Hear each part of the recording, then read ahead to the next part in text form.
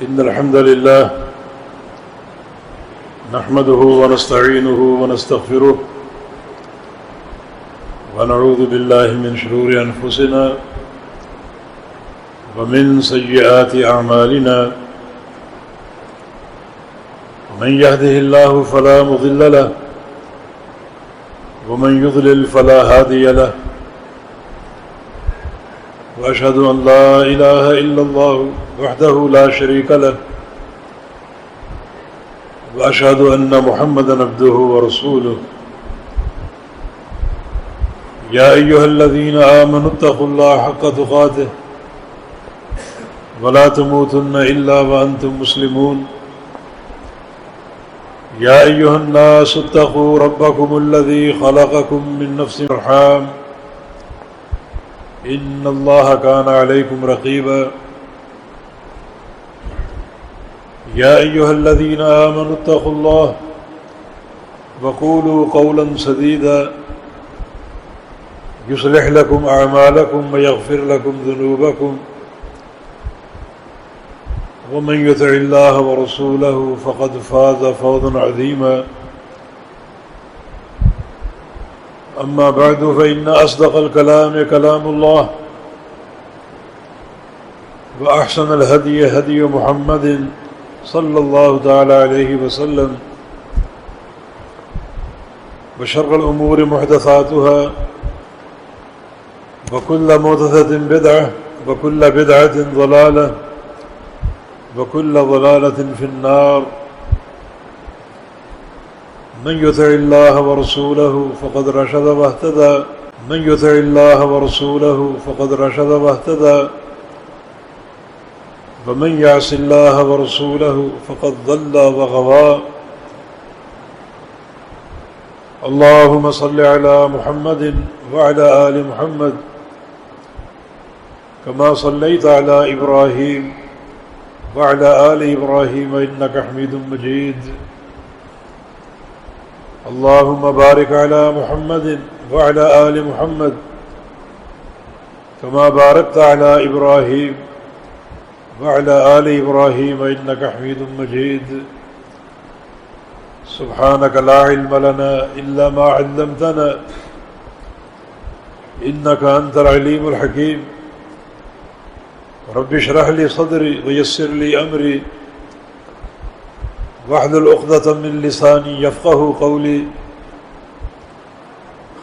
لقد قال الله سبحانه واحلل عقدة من لساني يفقهوا قولي لقد قال الله سبحانه وتعالى أعوذ بالله من الشيطان الرجيم من همزه ونفخه ونفثه بسم الله الرحمن الرحيم يا أيها الذين آمنوا كتب عليكم الصيام كما كتب على الذين من قبلكم لعلكم تتقون وقال سبحانه وتعالى قل يا عبادي الذين أسرفوا على أنفسهم لا تقنطوا من رحمة الله إن الله يغفر الذنوب جميعا إنه هو الغفور الرحيم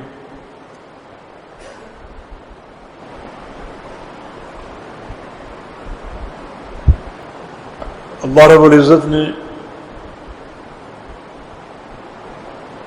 آخرت میں دو گھر بنائے ہیں،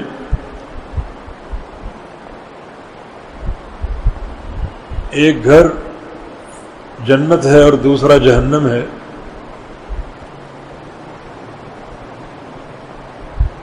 جنت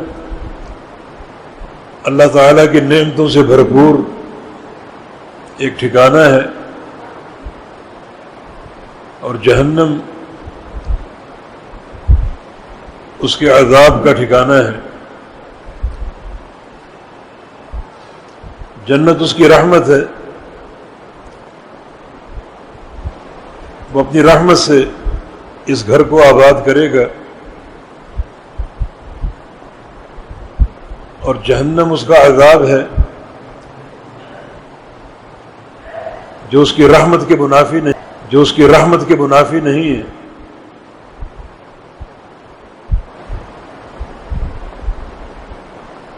اس نے جہنم کو بنایا ہے جو اس کی کمال حکمت ہے اور عین عدل ہے، مگر اس کی رحمت کا معاملہ یہ ہے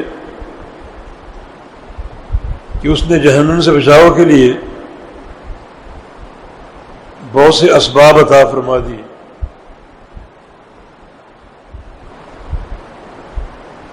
اور وہ اسباب بڑے ہی آسان ہیں۔ وہ توفیق دینے والا ہے،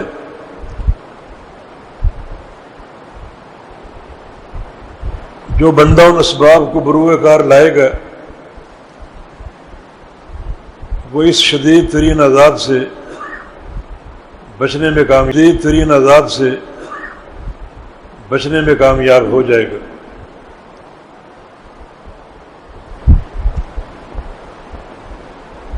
ایک بہت بڑا سبب ماہ رمضان کی صورت میں ہے۔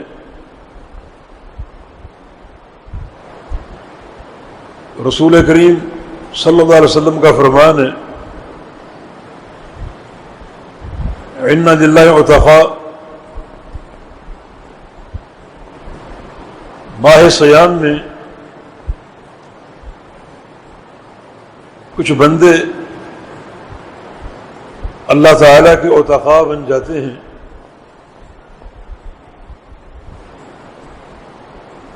وہ بندے جن کی گردنیں جہنم کی آگ میں جکڑی جا چکی ہوتی ہیں، ہو چکا ہوتا ہے،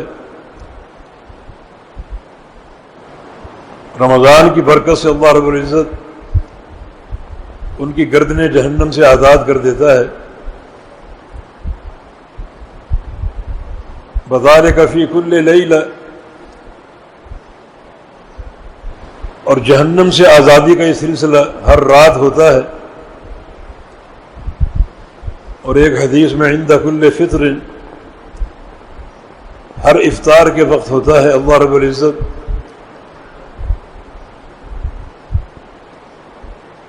جب روزے دار بندے روزے کی حالت میں دن گزارتے ہیں، روزے کا حق ادا کرتے ہیں، تو جو ہی شام طلوع ہوتی ہے تو اللہ تعالیٰ کے فیصلے صادر ہوتے ہیں کہ آج کون سے بندے کی گردن جہنم سے آزاد ہوئی ہے، اور کس کس کو یہ آزادی نصیب ہوئی ہے، کس کس بندے کے لیے آج جنت کی وراثت کے فیصلے ہوئے ہیں۔ یہ سلسلہ ہر رات قائم ہوتا ہے، اور ہمارے پیارے رب، ہمارا خالق اور مالک اپنے فیصلے صادر فرماتا ہے۔ تو یہ ایک عظیم سبب ہے جہنم سے آزادی کا۔ جہنم کی آگ اس کا عدل اور حکمت ہے، حاوی ہے، اس کے غضب سے مقدم ہے۔ ضرورت اس امر کی ہے کہ ان دنوں کو بڑا ہی غنیمت جانا جائے، ضائع کرنے کے بجائے اس کی ایک ایک گھڑی سے استفادہ کیا جائے۔ کاروبار سارا سال ہوتے رہیں گے، دیگر اشغال سارے سال ان کے مواقع میسر آتے رہیں گے، مگر رمضان ایک ایسا مہمان ہے جو سب سے قیمتی ہے۔ اتنی بڑی سعادت کہ روزوں کی برکت سے اللہ رب العزت جکڑی ہوئی گردنوں کو جہنم سے آزاد کر دیتا ہے اور جنت کے فیصلے صادر فرماتا ہے۔ اس کی تگ و دو ہونی چاہیے اور کوشش ہونی چاہیے۔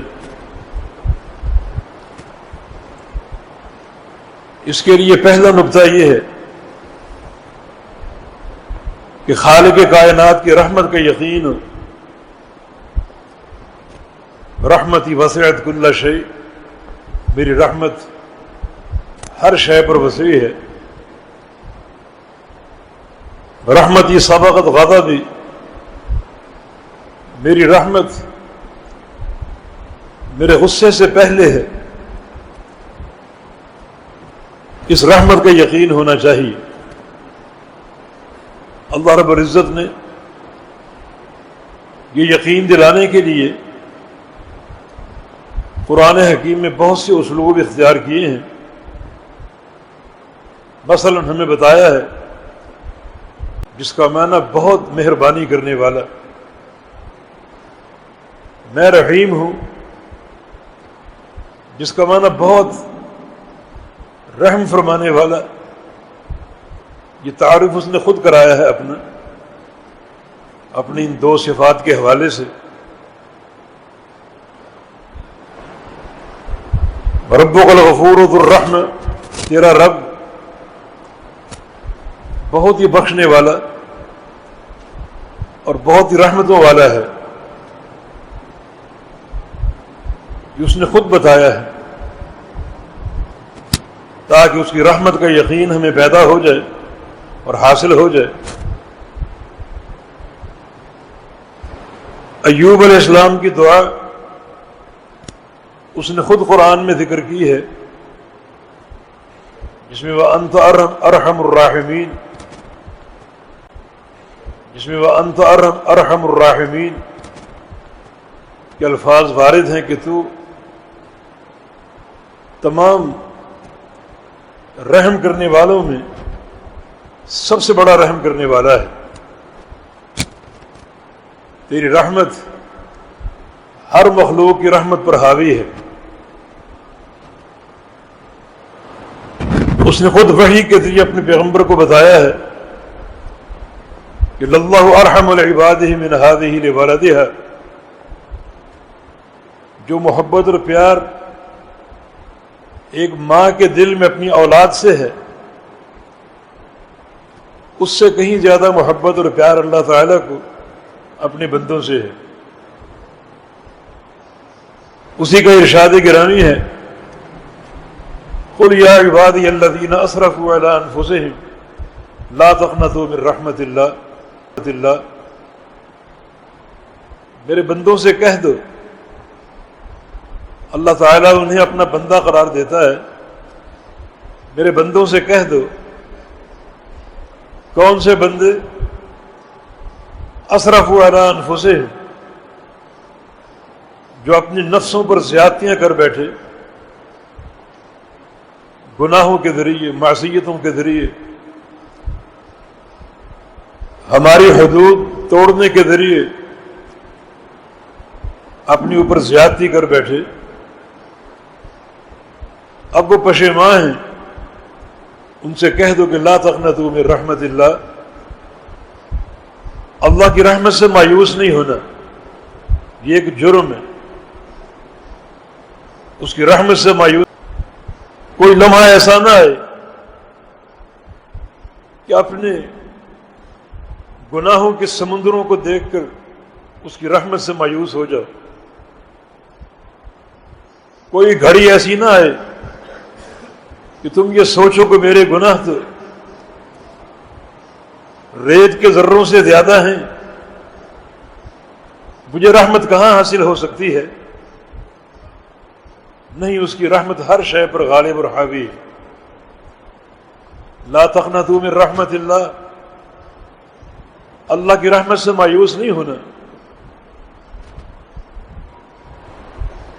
ان اللہ یغفر الذنوب جميعا، بے شک اللہ رب العزت سارے گناہوں کو معاف کرنے والا ہے. انہ هو الغفور الرحیم، وہ گناہوں کو بخشنے والا ہے اور گناہوں کو بخش کر چھوڑ نہیں دیتا، بلکہ رحم کرنے والا، پیار کرنے والا اور محبت کرنے والا ہے. ایک حدیث قدسی کے الفاظ ہیں، اللہ فرماتا ہے انا عند ظن عبدی بی، میں اپنے بندے کے ساتھ ہوں اس کے گمان کے مطابق۔ اس کا گمان اگر میری رحمت کے ساتھ ہے، اس کی امیدیں اور علائق اگر میری رحمت کے ساتھ مربوط ہیں تو میں اس پر رحم فرماؤں گا، اور اگر وہ بندہ میری رحمت سے مایوس ہے اور صرف خوف ہی خوف بھرا ہوا ہے، تو پھر میں رحمت کے علائق کاٹ دوں گا۔ میں اپنے بندے کے گمان کے ساتھ ہوں، جو گمان میرے بارے میں رکھے گا ویسا ہی فیصلہ فرما دوں گا۔ کوئی شخص یہ نہ سمجھے کہ میری گردن جہنم سے آزاد نہیں ہو سکتی، یہ گمان بھی دل میں نہ لائے۔ رحمتوں کا مہینہ اور خالق کائنات کے انعامات و احسانات یقیناً بڑے وسیع ہیں، بدگمانی پیدا نہ کی جائے، اس کی رحمت کے خزانوں میں اپنے لیے امیدیں وابستہ رکھی جائے، اس کی رحمت کے خزانوں میں اپنے لیے امیدیں وابستہ رکھی جائے، یہ پہلی کڑی اور پہلی شرط ہے۔ ویسے بھی کتاب و سنت میں جو اللہ تعالیٰ کے وعدوں کے نصوص ہیں وہ تبھی نفع بخش ہو سکتے ہیں کہ ان پر یقین ہو، جیسا کہ نبی علیہ السلام کی حدیث صحیح بخاری میں 40 خصلۃ من اتى بواحدۃ منہن رجاء ثوابها وتصدیق موعودها دخل الجنہ۔ 40 کام ہیں آپ نے بتائے نہیں ہوں، لیکن چھوٹے چھوٹے کام ہیں، جو شخص ان میں سے ایک کام کرنے میں کامیاب ہو گیا وہ جنت میں داخل ہوگا، لیکن 2 شرطیں ہیں۔ رجاء ثوابها، جو ثواب بیان ہو رہا ہے اس کی پوری امید بلکہ یقین ہو، نا امیدی نہ ہو کہ میں اس قابل کا ہوں۔ بتصدیق موعودها، اور جو وعدہ اللہ تعالیٰ کا موجود ہے اس کی پوری تصدیق کرے، سچا جانے۔ رب رحمان الرحیم کا وعدہ ہے، میرا اس پر ایمان ہے اور یہ سچا وعدہ ہے۔ ومن اصدق، اس سے بڑھ کر سچا وعدہ کون کر سکتا ہے؟ تو یہ یقین ضروری ہے جو اللہ کے پیارے پیغمبر نے رمضان کو جہنم سے آزادی کا مہینہ قرار دیا، تو اس تعلق سے کوئی مایوس نہ ہو کہ میں اس قابل کہاں ہوں، بلکہ اس وعدے پر یقین ہو اور اپنی ذمہ داری کی طرف توجہ دے۔ دوسرا نقطہ یہ ہے کہ جنت کی جستجو اور جہنم کا خوف ہر حال میں ہونا چاہیے۔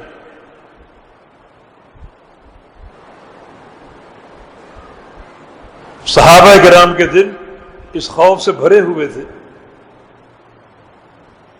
نبی علیہ السلام کے پاس آتے، یقربنی من الجنہ ویباعدنی من النار،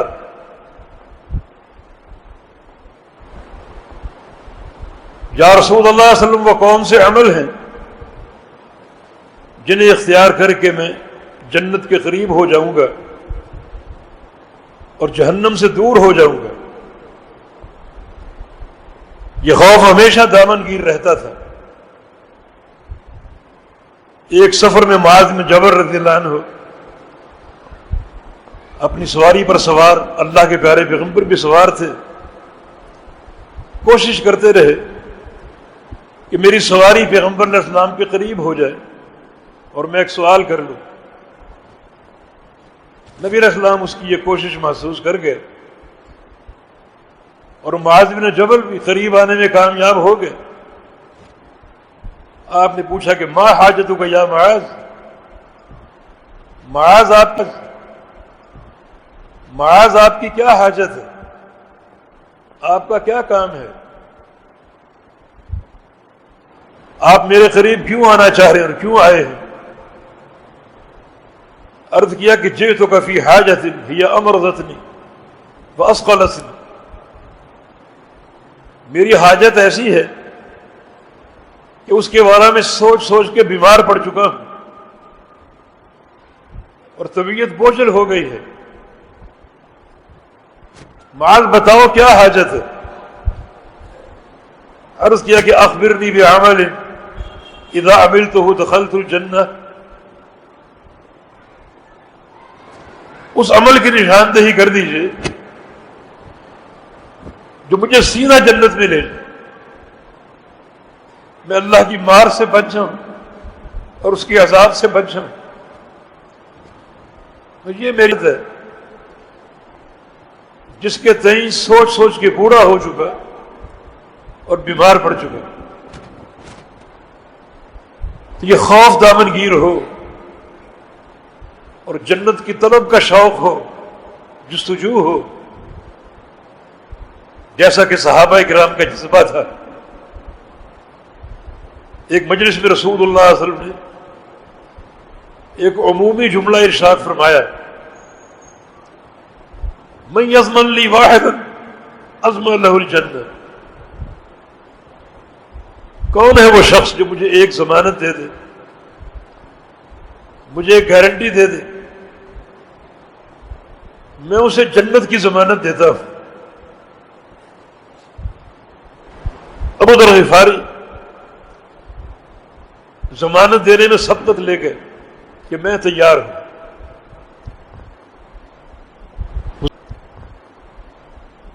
وہ ضمانت کچھ بھی ہو سکتی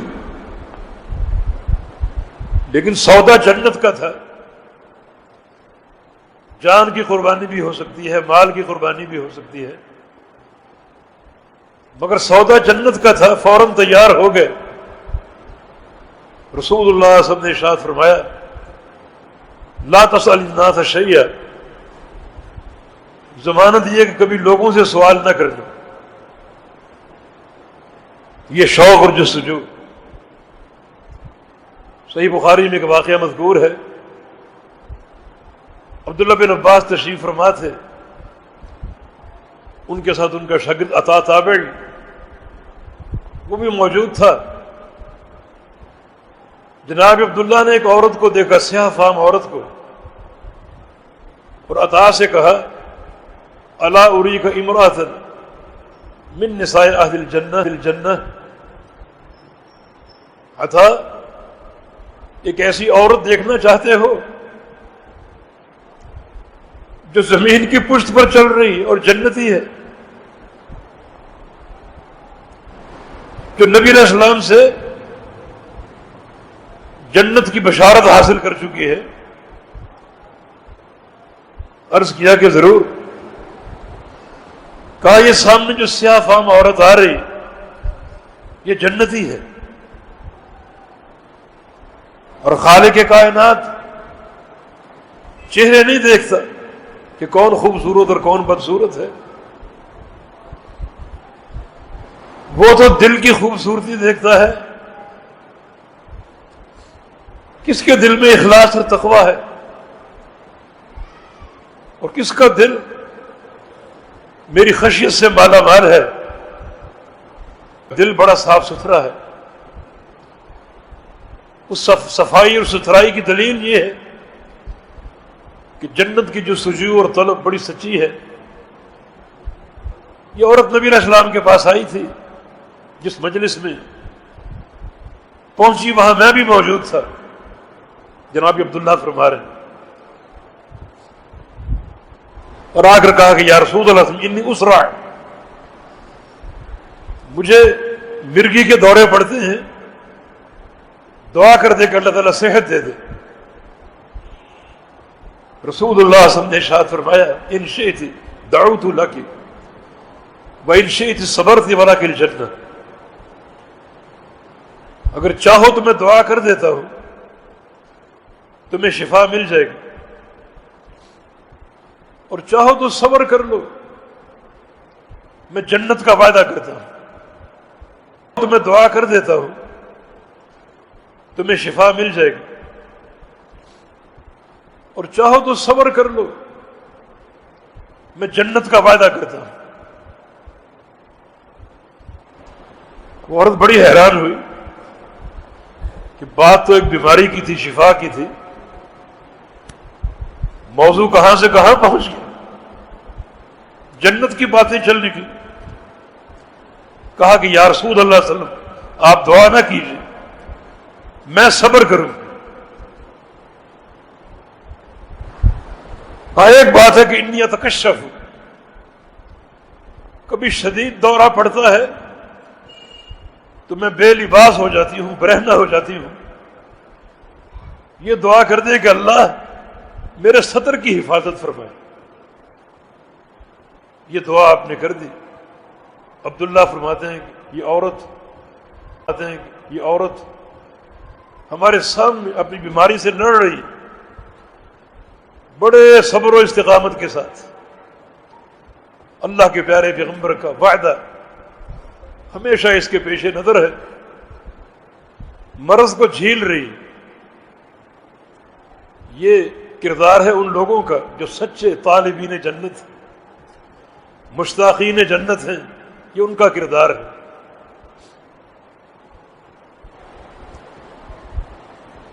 انس بن مالک سے روایت رضی اللہ عنہ، ایک نوجوان نبی علیہ السلام کے پاس آیا اور کہا کہ یا رسول اللہ صلی اللہ علیہ وسلم مجھے اپنے باغ میں کام ہے، ایک دیوار کھینچنا چاہتا ہوں، ایک درخت اس بندے کا بیچ میں حائل ہو رہا ہے اور میرے باغ میں شامل ہو رہا ہے۔ میں نے اس سے عرض پر میرے کنبے کی کفالت کا انحصار ہے، آپ سفارش کر دیجیے، میں اس کو لے کر آؤ۔ آپ نے سفارش کر دی کہ یہ درخت اس کو ہبہ کر دو۔ وہ نہ ہبہ کر سکا، غربت کا دور تھا، بچے کہاں سے پلیں گے،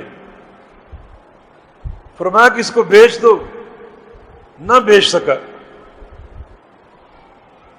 فرمایا کہ اس کو ہبہ کر دو جنت کے ایک درخت کے بدلے، اس پر بھی تیار نہ ہو سکا۔ مجلس قائم تھی، کچھ صحابہ موجود تھے، ایک کونے میں ایک صحابی بیٹھا ہوا تھا، ابو الدحداء، جس کا نام ثابت ابن دحداء تھا۔ وہ اللہ کے پیارے پیغمبر کے کان میں سرگوشی کرتا ہے کہ اگر میں کسی طریقے سے یہ درخت خرید لوں تو یہ جنت کی بشارت میرے لیے بھی ہے۔ فرمایا کہ ہاں تیرے لیے بھی ہے۔ اس شخص کو اٹھا کر لے گیا اور کہا یہ میرا باغ ہے، یہ لے لو اس ایک درخت کے بدلے۔ 600 کھجوروں کے درخت تھے اس میں، بڑا معروف ایک باغ تھا، اندر پانی کے چشمے جاری تھے۔ یہ سارا باغ لے لو، یہ درخت مجھے فروخت کر دو۔ وہ حیران تو ہوا، مگر اتنا نفع بخش سودا دیکھ کر فوراً تیار ہو گیا۔ چنانچہ وہ درخت اس نے خرید لیا، اپنا باغ بیچ دیا اور پیارے پیغمبر کے پاس آ گیا کہ میں یہ درخت اس نوجوان کو ہبہ کرتا ہوں جنت کے درخت کے بدلے۔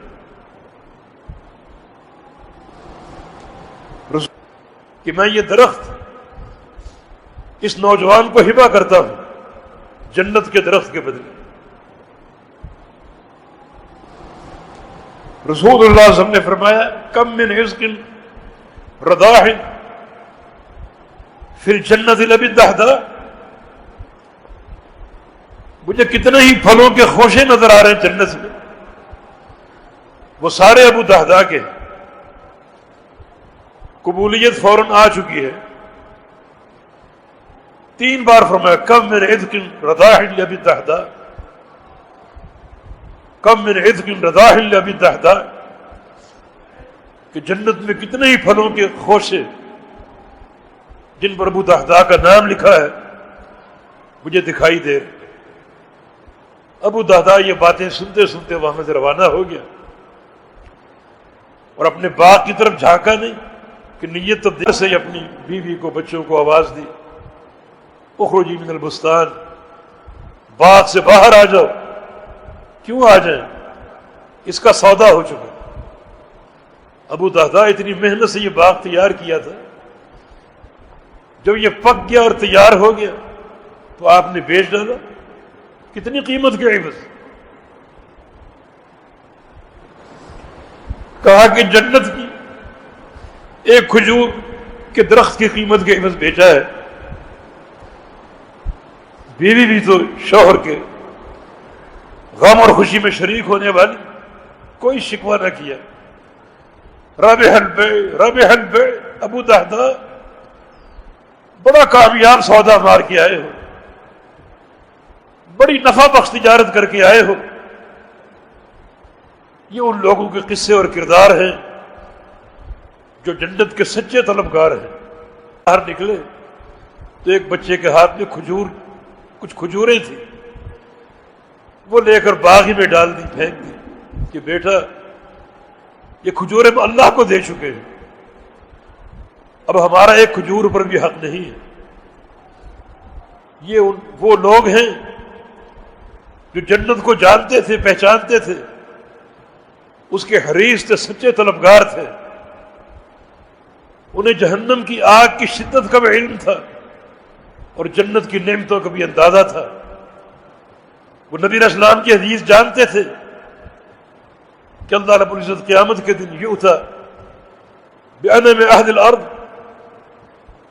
زمین میں سب سے بڑا جو مالدار شخص ہوگا اور نعمتوں میں پلا ہوا شخص ہوگا اس کو لائے گا، اور یصبغ صبغۃ فی النار، اسے جہنم میں ایک غوطہ دیا جائے گا، ڈبویا جائے گا اور پھر نکال لیا جائے گا، اور اس سے پوچھا جائے گا کہ هل ذقت من نعمت قط، تم نے کبھی کوئی نعمت چکھی ہے؟ وہ کہے گا نہیں، میں تو نعمت کا معنی ہی نہیں جانتا، حالانکہ زمین میں سب سے بڑا مالدار تھا اور نعمتوں کا پروردہ تھا۔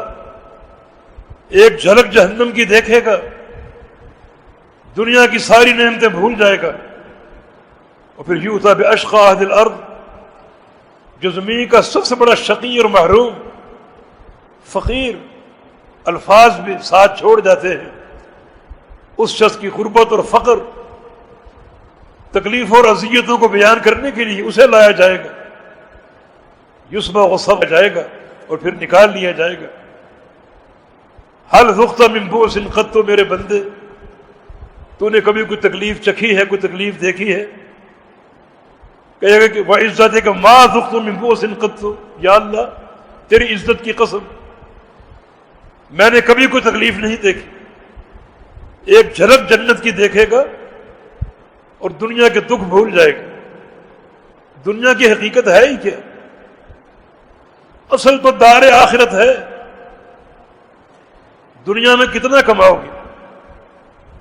2 ہی صورتیں ہیں، مال اور خزانے موجود ہیں، اللہ چھین بھی سکتا ہے، پھر یہ خزانے کہاں گئے؟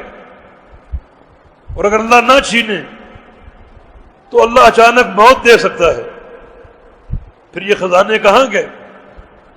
مگر جنت، نہ وہاں موت آئے گی، نہ نیند اور اونگ آئے گی، عطاء غیر مجذوذ، کوئی انقطاع نہیں ہوگا، مسلسل وہ نعمتیں جاری رہیں گی اور ملتی رہیں گی۔ اس جنت سے غفلت اختیار کر کے اگر ہم دنیا کے سودوں میں مشغول ہو جائیں اور دنیا اپنے اوپر طاری کر لیں، یہ خسارے کا سودا ہے۔ بڑا گھاٹے کا سودا ہے۔ یہ جستجو ہو جنت کی، یہ خوف ہو جہنم کا جو صحابہ کرام کے دلوں میں تھا، تو اگر واقعتاً یہ گردن جہنم سے آزاد کرانا چاہتے ہیں تو ایک تو یہ منہج ہمیں اختیار کرنا چاہیے، خالق کائنات کی رحمت کا یقین ہو، اس کے وعدوں کی تصدیق ہو، اس کے ثواب کا پورا ہمیں اختیار کرنا چاہیے، خالق کائنات کی رحمت کا یقین ہو، اس کے وعدوں کی تصدیق ہو، اس کے ثواب کا پورا یقین اور امید ہو، اور جنت کی طلب کا شوق ہمیشہ سوار ہو۔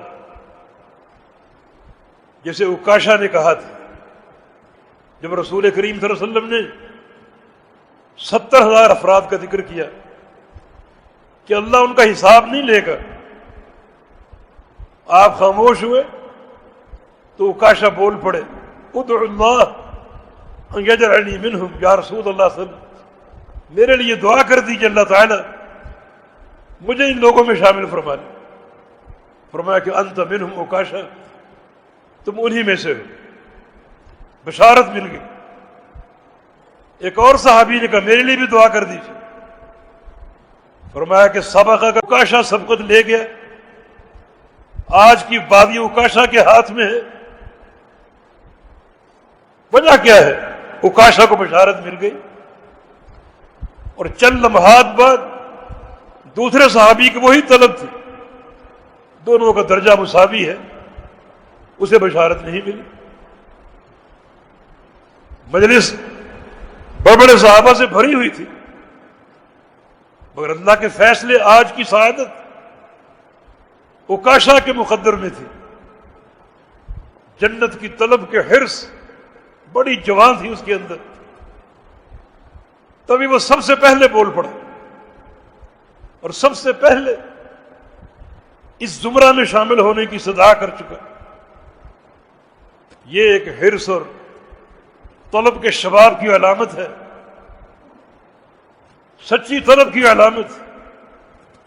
بشارت سے اللہ کے پیارے پیغمبر نے فیصلہ فرما دیا کہ آج کی سعادت عکاشہ کے حصے میں ہے، کیونکہ ساری مجلس میں سب سے زیادہ شوق اور حرص اس وقت جنت کے لیے عکاشہ کے دل میں، تبھی وہ سب سے پہلے بول پڑا۔ تو کوئی جنت کا پروگرام ہو، جنت کا راستہ ہو، جنت کی باتیں ہوں، اس کے لیے کسی قربانی کا ذکر ہو، جو شخص سبقت لے جائے وہ عکاشہ کی طرح اس بشارت کا حقدار ہو سکتا ہے۔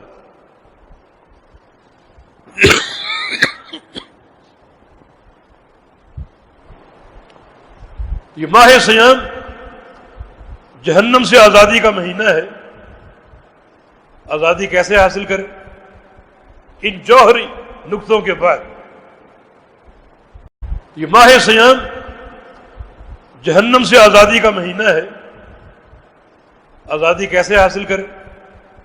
ان جوہری نقطوں کے بعد ماہ سیام کے ایک ایک لحظے کی قدر کیجیے۔ روزہ ہے، روزے کو سارے شوائب سے پاک رکھے، غیبت نہ ہو، چغلی نہ ہو، نمیمہ نہ ہو، کسی پر الزام تراشی نہ ہو۔ ان امرؤ صابہ وقاتلہ فلیقل انی امرؤ صائم۔ کوئی شخص اگر آپ سے جھگڑے پر آمادہ ہو، گالیاں دے،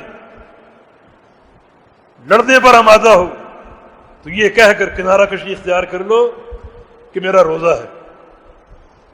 روزے کو ڈھال بنا لو، نہ اس کی گالی کا جواب دو، نہ اس کی باتوں کا جواب دو، صبر کر لو، غیبت نہ کرو، چغلی نہ کرو،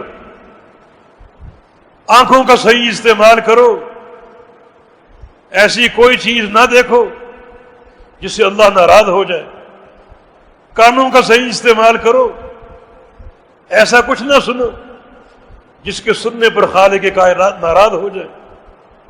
یاد رکھو یہ سارے اعضاء سب کا روزہ ہے، صرف پیٹ کا روزہ نہیں ہے، آنکھوں کا بھی روزہ ہے، کانوں کا بھی، زبان کا بھی، ہاتھوں پاؤں کا بھی، شرمگاہ کا بھی، سارے اعضاء کا روزہ ہے۔ اور سارے اعضاء کو روزے سے رکھو جس کے لیے ہر عضو کا استعمال صحیح ہو اور شریعت کے مطابق ہو۔ بعض سلف کا قول ہے کہ ایک بندہ اگر روزے کی اس طرح حفاظت کرے تو اس کا پوری زندگی روزے سے گزر سکتی ہے، اور کانوں کا صحیح استعمال کرے تو اس کی پوری زندگی کا روزہ ہے۔ اور ہر رمضان کے بعد عید آتی ہے، اس بندے کی عید بھی آئے گی اس کی موت کی شکل میں۔ جب وہ مرے گا اس کی روح قبض ہوگی تو وہ دن اس کا عید کا دن ہوگا۔ جہنم سے بچاؤ کہ جب وعدے ہوتے ہیں اور موسم ملتا ہے تو اگلا دن یوم عید ہوتا ہے۔ رمضان آپ نے گزارا، اگر جہنم سے آزادی کی بشارت مل گئی تو عید الفطر عید کا دن ہوگا، پھر خوشی کے حقدار ہوں گے۔ بقرہ عید کو بڑی عید کہا جاتا ہے، اس سے قبل جو دن ہے یوم عرفہ، نبی علیہ السلام کی حدیث کے مطابق یباہی بہم الملائکہ یدنو بہم، اللہ تعالیٰ یوم عرفہ، عرفہ والے حاجیوں کے بہت ہی قریب، عرفہ والے حاجیوں کے بہت ہی قریب آ جاتا ہے اور فرشتوں کے بیچ میں فخر کرتا ہے۔ اور نبی علیہ السلام کا فرمان ہے کہ اس دن جتنی گردنیں جہنم سے آزاد ہوتی ہیں باقی کسی دن نہیں ہوتی۔ اب یہ بے تحاشا بندوں کو آزادی نصیب ہوتی ہے تو اگلا دن یوم عید ہے، یوم النحر، بقرہ عید کا دن، خوشی کا دن۔ اس کے سچے اہل وہی ہیں جن کے دلوں میں خالق کائنات کی وعیدوں کا خوف ہو اور اس کی رحمت کی امیدیں ہوں، اور وہ خالق کائنات سے جنت حاصل کرنے کے وعدے پالیں جو کہ نبی علیہ السلام کے فرامین کی روشنی میں روزے کی حفاظت ہو اور دن بھر اسی حفاظت میں گزر جائے۔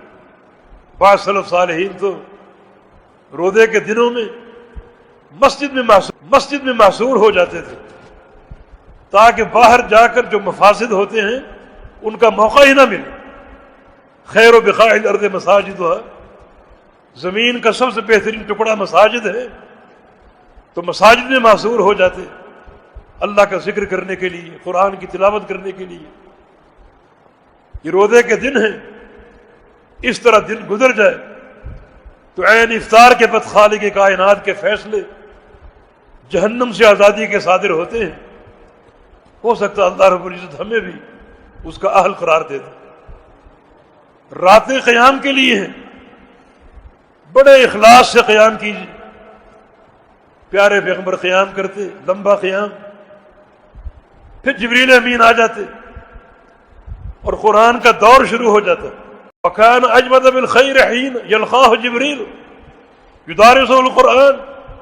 اللہ کے پیارے پیغمبر جب جبریل امین دور کر کے جاتے تو اپنا مال خرچ کرنا شروع کر دیتے، جس کی تیزی آندھی کی رفتار سے زیادہ ہوتی۔ یہ آپ کا معمول ہوتا، روزہ ان تمام محاسن کے ساتھ جو بیان ہوئے اور راتیں ان تمام اعمال کے ساتھ، قیام اللیل ہو، قرآن کی تلاوت ہو۔ یہ نوٹ کر لو کہ یہ روزہ تلاوت قرآن کا مہینہ ہے، اس کی ان گھڑیوں کو تلاوت قرآن سے بھر دو۔ سوچو کہ اللہ تعالیٰ نے نزول قرآن کے لیے رمضان کا انتخاب کیوں کیا ہے۔ اس کا معنی اس قرآن کا رمضان کے ساتھ گہرا تعلق ہے، گہرا تعلق ہے۔ تلاوت قرآن سے بھر دو۔ سوچو کہ اللہ تعالیٰ نے نزول قرآن کے لیے رمضان کا انتخاب کیوں کیا ہے۔ اس کا معنی اس قرآن کا رمضان کے ساتھ گہرا تعلق ہے، گہرا تعلق ہے۔ اسی لیے قیامت کے دونوں اکٹھے آئیں گے۔ ان القرآن والصیام یشفعان للعبد یوم القیامہ۔ روزہ اور قرآن دونوں مل کر بندے کی سفارش کریں گے. بندے پر بڑی ایک مہم گھڑی مسلط ہوگی اپنے رب کو حساب و کتاب دینے کی. یہ دونوں پہنچ جائیں گے. قرآن کہے گا یا رب انی منعتہ من النوم، یا اللہ میں نے اس بندے کو رات کو، اللہ کی مخلوق نہیں بلکہ صفت الرحمن ہے، خالق کائنات کا کلام ہے، اس کی سفارش کیوں نہ قبول ہو؟ قرآن خاموش ہوا، روزہ بول پڑا یا رب انی منعتہ من الشہوات، میں نے اس بندے کو شہوات نفس سے روکا، کھانے پینے سے روکا، دیگر شہوات سے روکا. فشفعنی فیہ، میری سفارش قبول فرما لے. فیشفعان، دونوں کی سفارش بالآخر قبول کر لی جائے گی. حساب و کتاب موقوف ہو گیا اور جہنم سے آزادی اور جنت کے حصول کا پروانہ جاری ہو گیا. تو ان کو ملا کر رکھو، روزے کو اور قرآن کو. روزے کی حالت میں واجبی کام ضرور کریں، مگر ان گھڑیوں کو تلاوت قرآن سے بھرنے کی کوشش کیجیے. بعض سلف صالحین تو ایک دن میں قرآن ختم کر لیا کرتے تھے. 2 قرآنوں کا ذکر بھی ملتا ہے، پڑھتے جائیں. اگرچہ عام حالات میں 3 دن سے کم میں قرآن ختم کرنے کی ممانعت ہے، مگر رمضان تلاوت قرآن کا مہینہ، تلاوت کرتے جاؤ. اور اگر ایک دن میں ختم ہو جائے تو یہ مستحسن چیز ہوگی، بڑا اجر کا باعث ہوگا کہ بندے کے روزہ اور قرآن دونوں ساتھ ساتھ ہیں، اور دونوں قیامت کے دن ساتھ ساتھ آئیں گے اور بندے کی شفاعت کریں گے. رمضان کے تعلق سے یہ سعادت مد نظر رہنی چاہیے، ورنہ 1 سال کا آگے انتظار کرنا پڑے گا. اللہ فرما رہا ہے ایام معدودات، یہ گنتی کے دن ہیں، وہ بھی آدھے گزر چکے، مزید کمی آ چکی، بڑی تیزی سے ایام رخصت ہو رہے ہیں. تو کیوں نہ بقیہ دنوں میں پورا استفادہ کیا جائے.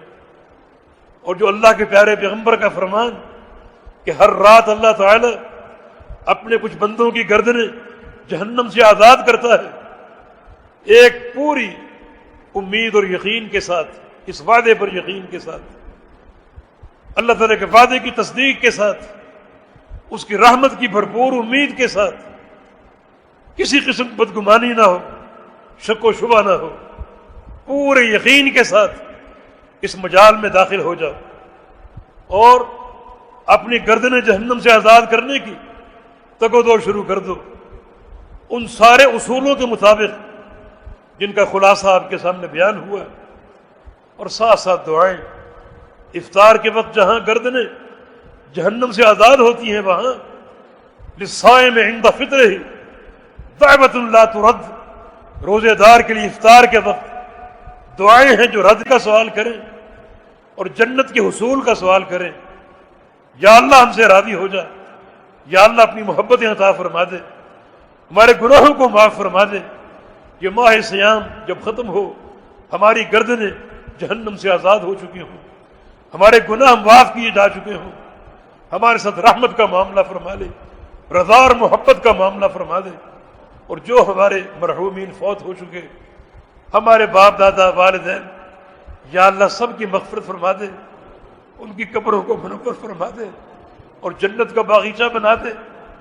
یا اللہ کل ہم نے بھی کسی اندھیری کوٹڑی میں جانا ہے، ہمارے ساتھ بھی اپنی رحمت اور محبت کا معاملہ فرما لینا.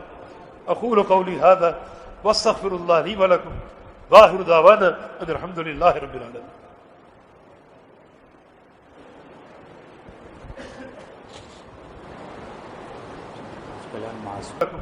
وآخر دعوانا ان الحمد للہ رب العالمین.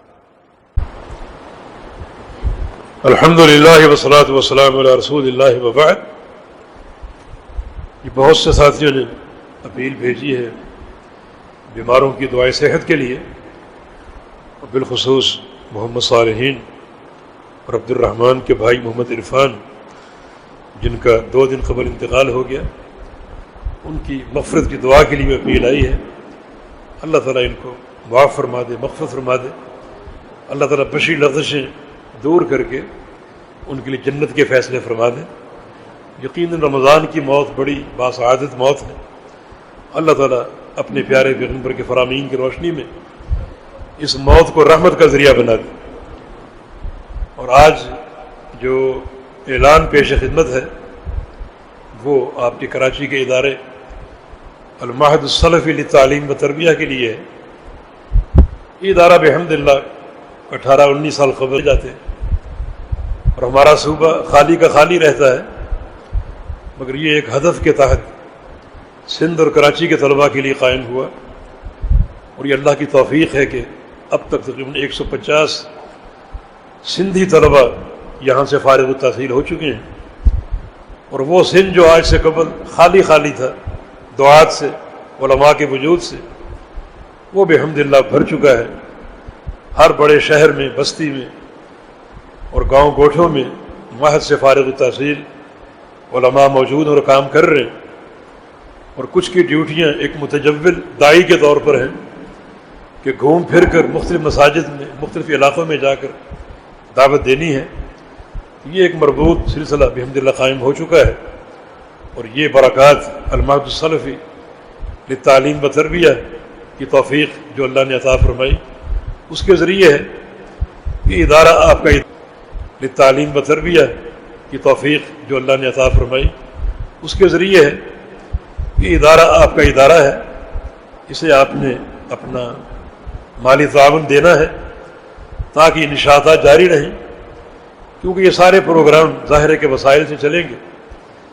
یہ کردار کی ایک طرح تقسیم ہے، کچھ لوگوں کی ذمہ داری ادارے قائم کرنا اور کچھ کی ذمہ داری فنڈ فراہم کر کے ان کو چلانے کے وسائل مہیا کرنا۔